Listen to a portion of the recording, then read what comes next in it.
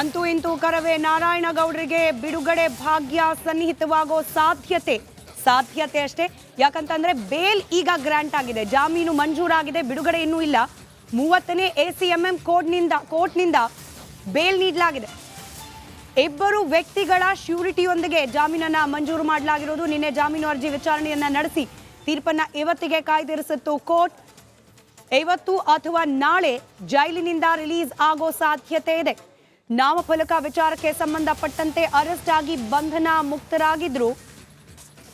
ಆದರೆ 2017ರ ಮತ್ತೊಂದು ಪ್ರಕರಣಕ್ಕೆ ಸಂಬಂಧಪಟ್ಟಂತೆ ಮತ್ತೆ ಪೊಲೀಸರು ನಾರಾಯಣಗೌಡರನ್ನ ವಶಕ್ಕೆ ಪಡೆದಿದ್ರು.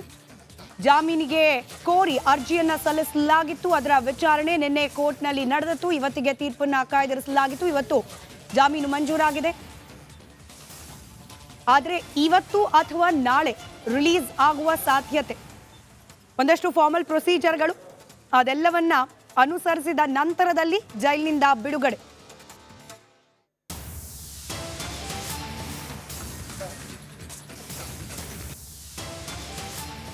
ಮತ್ತೊಂದು ಕಡೆ ಜಾಮೀನು ಸಿಕ್ಕರೂ ಕೂಡ ನಾರಾಯಣಗೌಡರಿಗೆ ಸಂಕಷ್ಟ ತಪ್ಪಿದ್ದಲ್ಲ. ಮತ್ತೊಂದು ಪ್ರಕರಣದಲ್ಲಿ ಮತ್ತೆ ಪೊಲೀಸ್ ಕಸ್ಟಡಿಗೆ ಹೋಗೋ ಸಾಧ್ಯತೆ. NDMA ರಾಷ್ಟ್ರೀಯ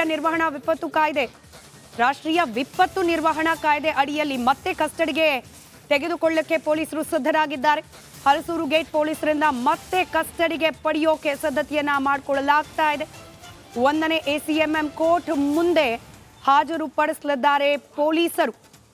ಒಂದಾದ ಮೇಲೆ ಒಂದು ಪ್ರಕರಣ, ಸಂಕಷ್ಟದ ಮೇಲೆ ಸಂಕಷ್ಟ, ಎಲ್ಲವೂ ಕೂಡ ಬ್ಯಾಕ್ ಟು ಬ್ಯಾಕ್ ಆಗ್ತಾ ಇರೋದ್ರಿಂದಲೇ ನಿನ್ನೆ ರಿಪಬ್ಲಿಕ್ ಕನ್ನಡ ನೇರ ಪ್ರಶ್ನೆಯನ್ನ ಕೇಳಿತ್ತು. ಕನ್ನಡ ಪರ ಹೋರಾಟಗಾರರು, ಅದರಲ್ಲೂ ಕರವೇ ಅಧ್ಯಕ್ಷ ನಾರಾಯಣಗೌಡರ ವಿಚಾರದಲ್ಲಿ ರಾಜಕೀಯ ಮೇಲಾಟಗಳೇನಾದ್ರೂ ನಡೀತಾ ಇದೆಯಾ, ಸರ್ಕಾರದಲ್ಲೇ ಇಬ್ಬಾಗ ಆಗಿದೆಯಾ, CM ವರ್ಸಸ್ DCM ಅನ್ನೋ ರೀತಿಯಲ್ಲಿ ಆಗಿದೆಯಾ, ಇದೇ ಫೈಟ್ನ ಪರಿಣಾಮವಾಗಿ ಹಳೆ ಪ್ರಕರಣಗಳನ್ನೆಲ್ಲ ಮುನ್ನೆಲೆಗೆ ತೆಗೆದು ಮತ್ತೆ ಅವರನ್ನ ಜೈಲು ಪಾಲಾಗೋ ರೀತಿಯಲ್ಲಿ ಮಾಡಲಾಗ್ತಾ ಇದೆಯಾ ಅನುಮಾನ ಇದ್ದೇ ಇದೆ.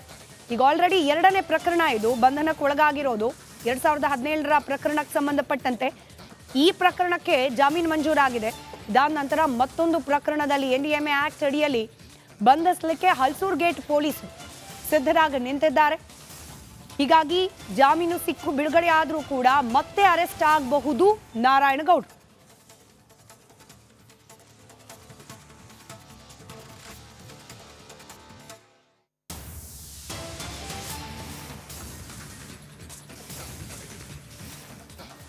ಮತ್ತಷ್ಟು ಡೀಟೇಲ್ಸ್ ನಮ್ಮ ಪ್ರತಿನಿಧಿ ನಾಗರಾಜ್ ನೀಡ್ತಾ ಹೋಗ್ತಾರೆ. ನನ್ನ ಜೊತೆಯಲ್ಲಿದ್ದಾರೆ ನಾಗರಾಜ್.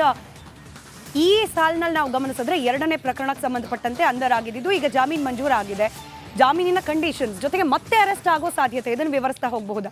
ಖಂಡಿತ ಸ್ಮಿತಾ. ಏನು ನಾರಾಯಣಗೌಡರು ಇವತ್ತು ಅವ್ರಿಗೆ 2ನೇ ಬಾರಿಗೆ ಜಾಮೀನು ಸಿಗ್ತಾ ಇರ್ತಕ್ಕಂಥದ್ದು. ಏನು 2017ರಲ್ಲಿ ಕುಮಾರಸ್ವಾಮಿ ಲೇಔಟ್ ಪೊಲೀಸ್ ಠಾಣಾ ವ್ಯಾಪ್ತಿಯಲ್ಲಿ ಪ್ರಕರಣ ದಾಖಲಾಗಿತ್ತು. ಅದಕ್ಕೆ ಸಂಬಂಧಿಸಿದಂತೆ ಅವ್ರಿಗೆ ಇದ್ದಂಥ ಏನು NBW ಜಾರಿಯಾಗಿತ್ತು, ನಾನ್ ಬೇಲಬಲ್ ವಾರೆಂಟು. ಅದಕ್ಕೆ ಸಂಬಂಧಿಸಿದಂತೆ ಕುಮಾರಸ್ವಾಮಿ ಲೇಔಟ್ ಪೊಲೀಸರು ಬಂಧಿಸಿದ್ದು. ಇದನ್ನು ಈಗ 30ನೇ ACMM ನ್ಯಾಯಾಲಯದಿಂದ ಜಾಮೀನು ಮಂಜೂರಾಗಿದೆ.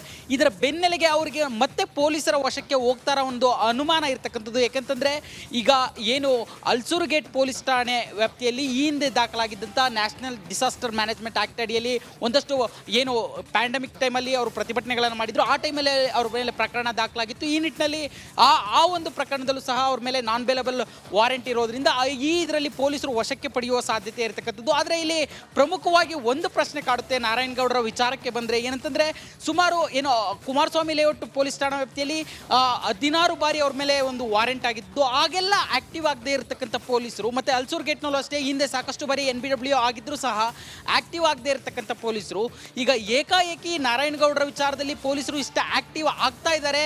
ಪ್ರತಿ ಬಾರಿನೂ ಪ್ರತಿಯೊಂದು ವಾರೆಂಟ್ಗೂ ಅರೆಸ್ಟ್ ಮಾಡ್ತಾ ಇದ್ದಾರೆ. 16 ಬಾರಿ ಇಶ್ಯೂ ಆದಾಗಲೂ ಅರೆಸ್ಟ್ ಮಾಡಿರಲಿಲ್ಲ, ಈಗ ಅರೆಸ್ಟ್ ಮಾಡ್ತಾ ಇದ್ದಾರೆ ಅಂತಂದರೆ ನಿಜಕ್ಕೂ ಯಾರೋ ಅವ್ರ ಮೇಲಿನ ಅಧಿಕಾರಿಗಳು ಒತ್ತಡನೋ ಅಥವಾ ಇನ್ಯಾರ್ದು ಒತ್ತಡನೋ ಅನ್ನೋ ಅನುಮಾನ ಇರ್ತಕ್ಕಂಥದ್ದು. ಸದ್ಯಕ್ಕೆ ಇವತ್ತು ಈಗಷ್ಟೇ ಜಾಮೀನು ಮಂಜೂರಾಗಿದ್ದು, ಇಲ್ಲಿ ವಾರೆಂಟ್, ಇಲ್ಲಿ ಏನು ಬೇಲ್ ಪ್ರೊಸೀಜರ್ ಇದೆ ಅದನ್ನು ಮುಗಿಸಿದ ಬಳಿಕ ಅವರನ್ನು ಜಾಮೀನು ಮೇಲೆ ಪರಪ್ಪನಗರ ಜೈಲಿನಿಂದ ಬಿಡುಗಡೆ ಆಗುವಂಥದ್ದು. ಆದರೆ ಈ ಒಂದು ಹಲಸೂರು ಗೇಟ್ ಪೊಲೀಸರು ಅವರನ್ನು ವಶಕ್ಕೆ ಪಡಿತಾರೆ. ಯಾಕಂದರೆ ಅದು ಬೇಲಬೆಲ್ ಅಫೆನ್ಸ್ ಆಗಿರೋದ್ರಿಂದ, ಅಥವಾ ಠಾಣೆಗೆ ಬಂದು ಸ್ಟೇಷನ್ ಬೇಲ್ ಏನಾದರೂ ತೆಗೆದುಕೊಳ್ಳೋದಕ್ಕೆ ಸೂಚನೆ ಕೊಡ್ತಾರೆ ಅನ್ನೋದನ್ನು ಕಾದು ನೋಡಬೇಕಾಗಿರ್ತಕ್ಕಂಥದ್ದು ಸ್ಮಿತಾ. ನಿಜ, ಒಂದಾದ್ಮೇಲೆ ಅಂದ್ರೆ ನಾವು ಡಿಸ್ಕಸ್ ಮಾಡ್ತಾ ಇದ್ವಿ, ಹಾಗೆ ನೆನೆ ಇಡೀ ದಿನ ಇದನ್ನು ಪ್ರಸ್ತಾಪ ಕೂಡ ಮಾಡಿದ್ವಿ ನಾಗರಾಜ್. ಅಂದ್ರೆ ಬ್ಯಾಕ್ ಟು ಬ್ಯಾಕ್ ಒಂದಾದ್ಮೇಲೆ ಒಂದು ಪ್ರಕರಣವನ್ನ ಈಗ ಮುನ್ನೆಲೆಗೆ ತರ್ತಾ ಇರೋದು. ರಾಜಕೀಯ ಪರಿಣಾಮ ಏನಾದರೂ ಇದೆಯಾ ಇದ್ರ ಮೇಲೆ ಅಂತ ಹೇಳಿ ಅನುಮಾನ ಸಹಜ.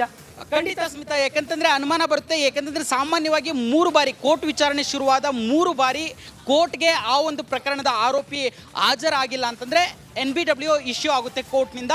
ಅವರನ್ನು ಕೂಡಲೇ ನ್ಯಾಯಾಧೀಶರ ವಿಚಾರಣೆಗೆ ಕರೆದುಕೊಂಡು ಬನ್ನಿ ಅಂತೇಳಿ ಪೊಲೀಸರಿಗೆ NBW ಇಶ್ಯೂ ಮಾಡುವಂಥದ್ದು. ಆದರೆ 16 ಬಾರಿ ಇದೇ ರೀತಿಯಾಗಿ NBW ಇಶ್ಯೂ ಆದರೂ ಆಗ ಯಾಕೆ ಪೊಲೀಸರು ಆ್ಯಕ್ಟಿವ್ ಆಗಿರಲಿಲ್ಲ? ಯಾಕೆ ನಾರಾಯಣಗೌಡರ ಮನೆಯವರ ವಿಳಾಸ ಗೊತ್ತಿರಲಿಲ್ಲ, ಅಥವಾ ನಾರಾಯಣಗೌಡ ಎಲ್ಲೂ ಸಾರ್ವಜನಿಕ ಸಭೆಗಳಲ್ಲಿ ಕಾಣಿಸ್ಕೊಳ್ತಾ ಇರಲಿಲ್ವಾ?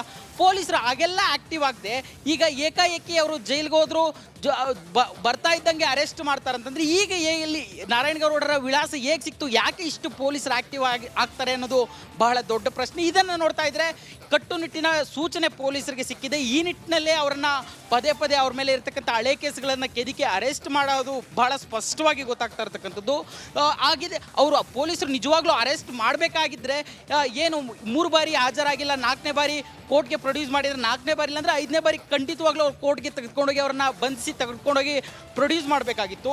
ಆದರೆ 16 ಬಾರಿ ಆದಾಗಲೂ ಆಗಲ್ಲ, 6 ವರ್ಷದಿಂದ ಆಗಲ್ಲ, ಆದರೆ ಈಗ ಅರೆಸ್ಟ್ ಆಗ್ತಾರೆ ಅಂದರೆ ಇದರಿಂದ ಯಾರ್ದೋ ಒತ್ತಡ ಇರೋದು ಬಹಳ ಸ್ಪಷ್ಟವಾಗಿ ಗೊತ್ತಾಗ್ತಾ ಇರ್ತಕ್ಕಂಥದ್ದು ಸ್ಮಿತಾ. ಧನ್ಯವಾದ ನಾಗರಾಜ್ ಮಾಹಿತಿಗಾಗಿ.